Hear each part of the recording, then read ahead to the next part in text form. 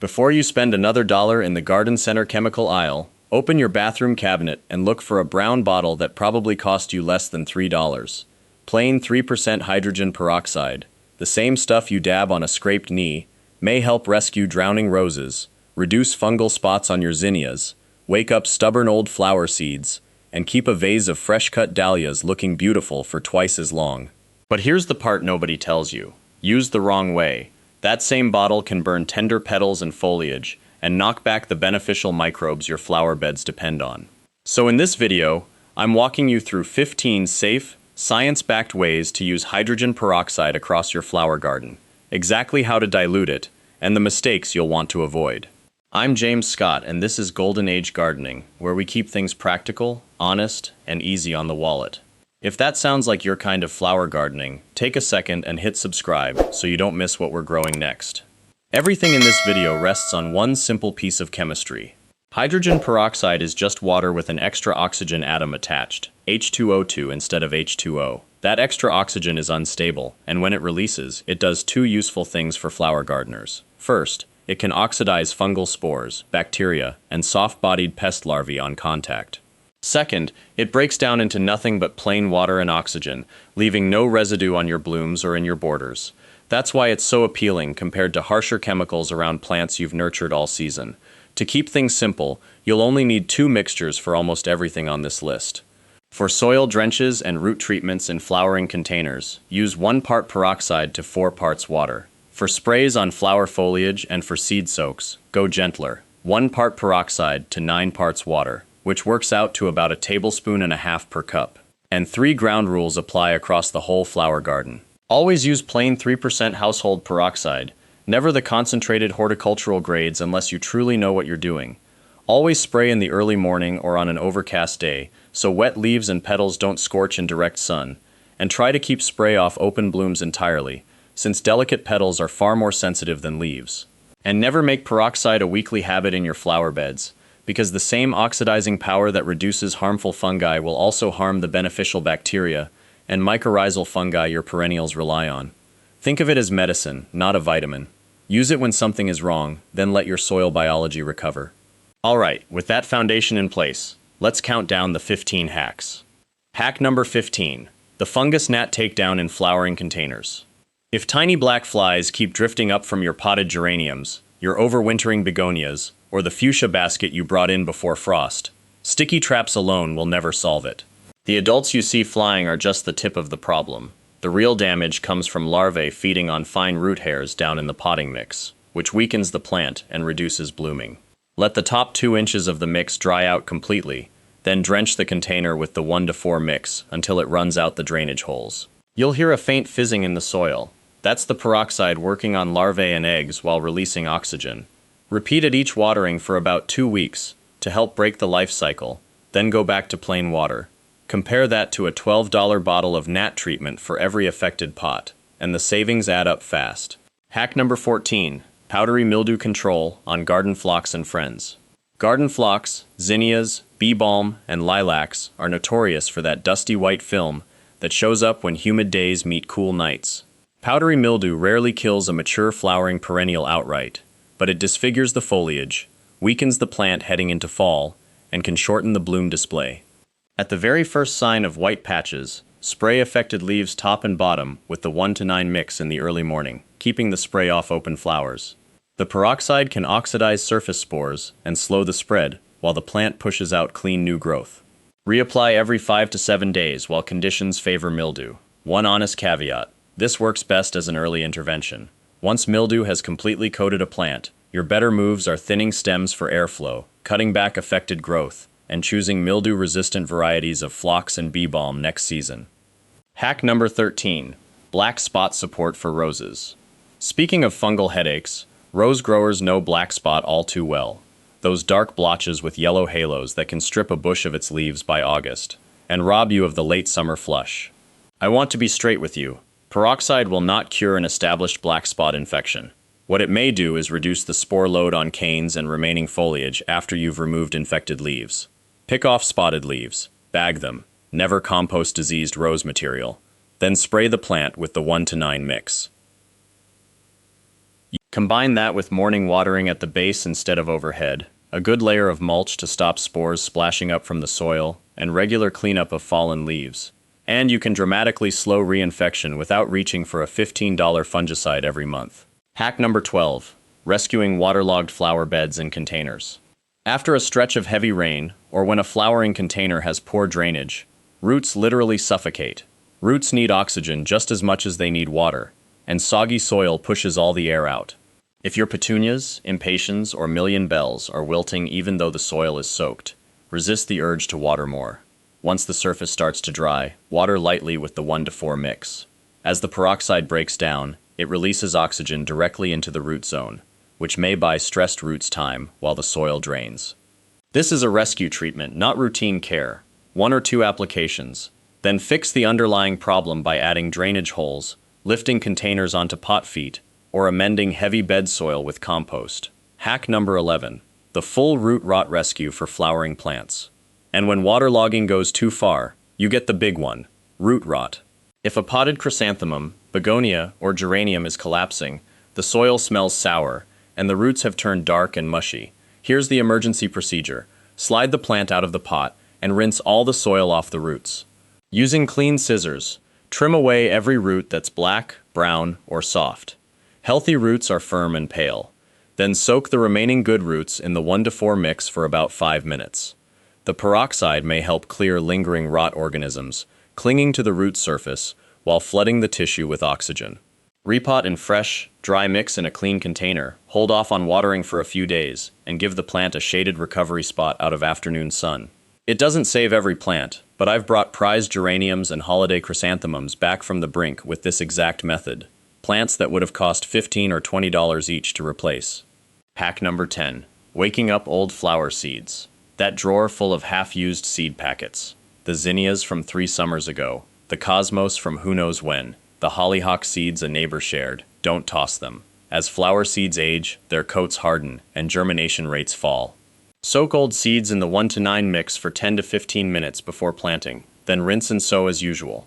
The peroxide may soften the seed coat so moisture penetrates more easily, and it sanitizes the surface, reducing the dormant fungal spores that cause seeds to rot in the tray instead of sprouting. Seed researchers have used oxygen-based priming for decades. This is the kitchen counter version. Reviving a $2 packet of marigolds or snapdragons you already own, moach you all beats buying fresh seed every spring, especially if you sow big drifts of annuals like I do. Hack number 9. Preventing damping off in flower seedlings. Nothing stings quite like a tray of healthy little snapdragon, pansy, or marigold seedlings flopped over dead at the soil line one morning. That's damping off, a soil-borne fungus that attacks tender stems, and once a seedling falls, it's gone. Prevention is everything, because those trays represent your entire summer border. After your flower seeds sprout, lightly mist the soil surface with the 1-to-9 mix using a fine spray bottle, once or twice during those vulnerable first 2 weeks. It can suppress fungus at the surface without harming delicate roots. Pair it with good airflow from a small fan, bottom watering, and clean seed starting mix, and damping off becomes a rare event instead of an annual heartbreak. And you won't be rebuying petunia and impatiens 6-packs at $5 a piece to fill the gaps. By the way, if you've ever lost a whole tray of flower seedlings this way, you're in good company. Drop a comment and tell me which flower it was. I read them all, and your stories often shape future videos. Hack number 8. Sanitizing seed trays and flats for flower starting. While we're on seed starting, let's talk about the trays themselves. Those plastic cell packs and flats you reuse every year can carry over the very fungus that causes damping off, along with other pathogens from last season's flower starts. Before you sow a single zinnia or cosmos seed, wash the trays free of old soil, then spray every cell thoroughly with the 1-to-4 mix. Let them sit wet for 10 minutes, then rinse and air dry. It's gentler on your hands and your nose than the traditional bleach soak, and it can reduce the disease pressure your delicate flower seedlings face from day one. Reusing trays safely year after year, instead of buying new ones, is quiet money in your pocket. Hack number 7. Sterilizing pruners between roses and flowering shrubs. You'd never let a surgeon operate with a dirty scalpel, yet a lot of us deadhead a black-spotted rose and then move straight to a healthy bush with the same blades. Fungal and bacterial diseases transfer on pruning tools with shocking efficiency, and that includes fire blight on flowering crabapples, botrytis on peonies, and canker diseases on roses. Keep a small spray bottle of straight, undiluted 3% peroxide in your garden apron and mist your blades between plants, especially after cutting anything that looks sick. Wipe with a rag and move on. It's faster than the bleach soak routine. It won't corrode your good pruners the way bleach does over time, and it means one sick rose stays one sick rose instead of spreading down the whole border. Hack number 6. Resetting flower pots before seasonal replanting. Terracotta and clay pots are porous, and they hold on to whatever pathogens their last occupant carried. A quick hose rinse doesn't touch it. If last year's potted dahlia or begonia struggled with rot or disease, planting fresh pansies or spring bulbs straight into that container is asking for a repeat. Before replanting seasonal blooms, scrub off loose soil, then spray the inside of the empty pot generously with straight peroxide. Let it fizz and sit for 10 minutes, then rinse.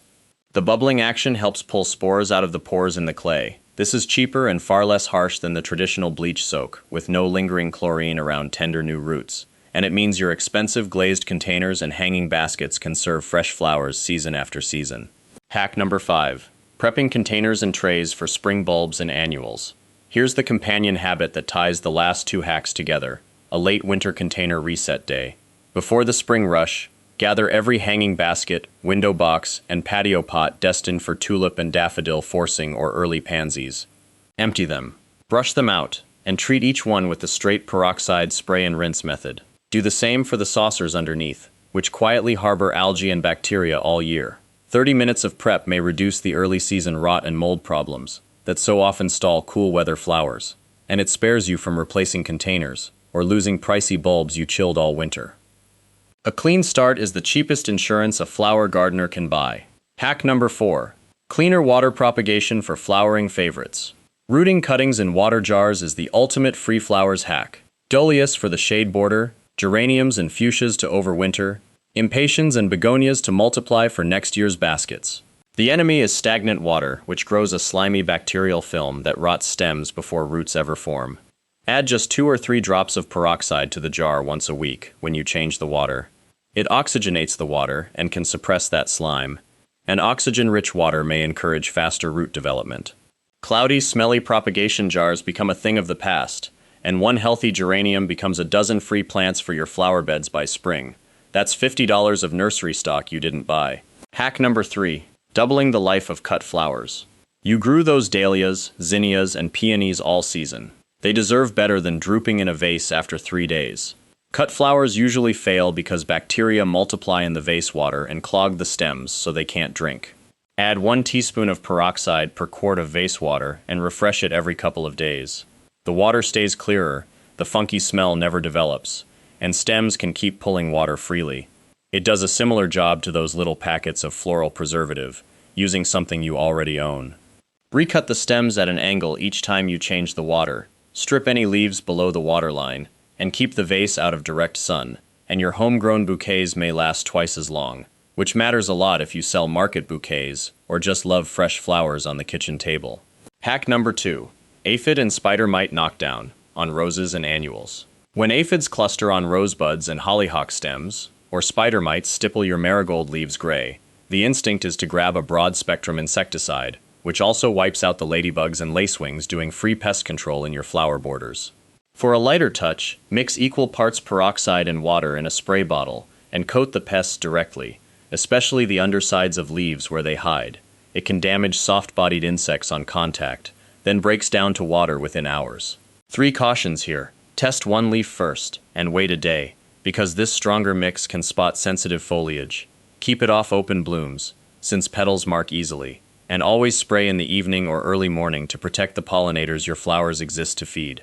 For heavy infestations, insecticidal soap is still the better tool, but for catching an outbreak early on a prized rose, this works. Hack number 1. The sickbed reset for replanting flowers. Our top spot goes to the hack that saves flower gardeners the most heartache. When an annual display or a container planting dies of root disease mid-season, the soil left behind holds rot organisms and pest eggs, and replanting fresh flowers straight into it often means watching them fail too. Instead of throwing out expensive potting mix or digging out a whole bed, treat it. For containers, spread the old mix on a tarp, drench it evenly with the 1-to-4 mix, turn it a couple of times, and let it dry in the sun. For a small trouble spot in a flower bed, Water the cleared soil with the same mix once before replanting. This may reduce the pathogen load, but remember it also sets back beneficial microbes. So blend treated container mix half and half with fresh compost, and top dress treated bed soil with compost before the new pansies or mums go in. One important exception: if plants died from an aggressive soil-borne wilt, that container soil belongs in the trash, not back in the pot. Used wisely, though, this trick rescues bags of potting mix that cost $8 to $12 each. 15 jobs, one humble bottle, and a whole shelf of specialty products you can walk right past. But let me leave you with the honest summary.